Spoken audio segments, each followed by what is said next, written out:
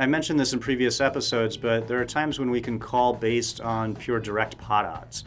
And so we've covered that a little bit, talking about calling from the small blind when there are limpers, as well as calling from the big blind and from the button when there are many players in the hand already.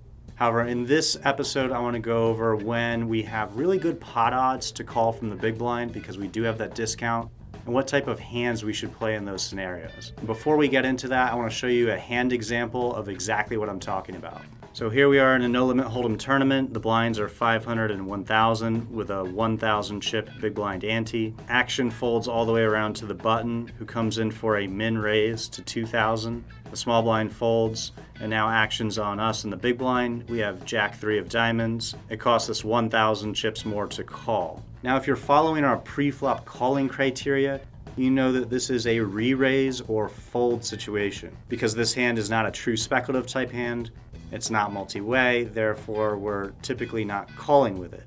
And oftentimes re-raising here will be the best play.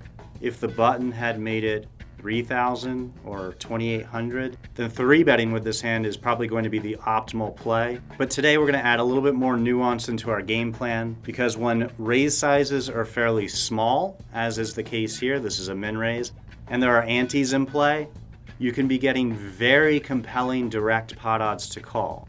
So including our big blind that's already out there, the button's raise, the small blind, and the ante, there's already 4,500 chips in this pot. It only costs us 1,000 chips to call.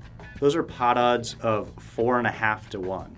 So these are excellent pot odds that we're getting right now.